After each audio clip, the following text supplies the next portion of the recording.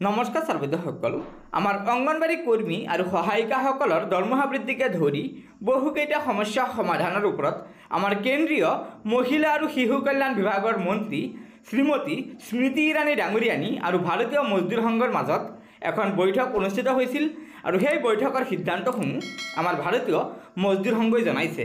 গতিকে ছাত্ৰসকল অংগনবাড়ী কৰ্মী সহায়িকাসকলৰ আজিৰ এই গুৰুত্বপূৰ্ণ খবৰটো আমি জানি ল'ম।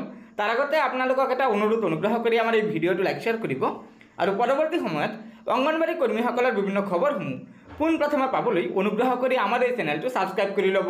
ছাত্ৰসকল ইয়াত কৈছে যে কেন্দ্ৰীয় মহিলা আৰু শিশু কল্যাণ বিভাগৰ মাননীয় মন্ত্ৰী শ্ৰীমতী স্মৃতি ইৰাণী ডাঙৰীয়ানীয়ে 5G সুবিধা থকা মোবাইল প্ৰদান, দেশৰ অংগনবাড়ী কৰ্মীসকলৰ সন্তানক বৃত্তি প্ৰদান, পৰিৱৰ্তিত প্ৰয়োজনীয়তা অনুসৰি বিশেষ প্ৰশিক্ষণ প্ৰদান, ইউনিফৰ্ম অৰ্থাৎ অংগনবাড়ী কৰ্মী আৰু সহায়িকাসকলৰ শাড়ী বা মেখেলাৰ যি টকা দিয়ে তাৰ পৰিমাণ 800 টকাৰ পৰা 1000 টকালৈকে বৃদ্ধি কৰা, লগতে অংগনবাড়ী কৰ্মী সহায়িকাসকলক বীমাৰ সুবিধা প্ৰদান কৰা এই বিষয়কেইটাৰ ওপৰত বিতংভাৱে আলোচনা কৰে।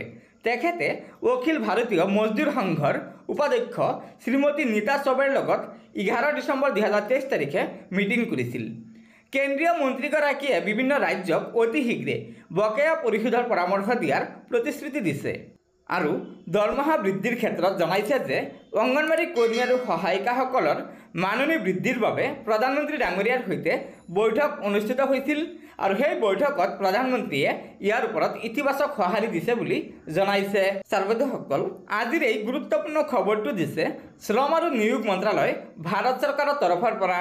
গতিকে ছাত্ৰসকল এয়া নিশ্চয় আমাৰ ৰাজ্যৰ অংগনবাড়ী কৰ্মী সহায়িকাসকলৰ বাবে এটা অত্যন্ত গুৰুত্বপূৰ্ণ খবৰ। আশা কৰিছোঁ আপোনালোকে আমাৰ এই ভিডিঅ'টো লাইক শ্বেয়াৰ কৰিব আৰু পৰৱৰ্তী সময়ত অংগনবাড়ী কৰ্মী সহায়িকাসকলৰ বিভিন্ন খবৰসমূহ পোনপ্ৰথমে পাবলৈ অনুগ্ৰহ কৰি আমাৰ এই চেনেলটো ছাবস্ক্ৰাইব কৰি ল'ব। গতিকে আমাৰ আজিৰ ভিডিঅ'টো ইয়াতে সমাপ্ত কৰিলোঁ। ধন্যবাদ। জয় আই অসম।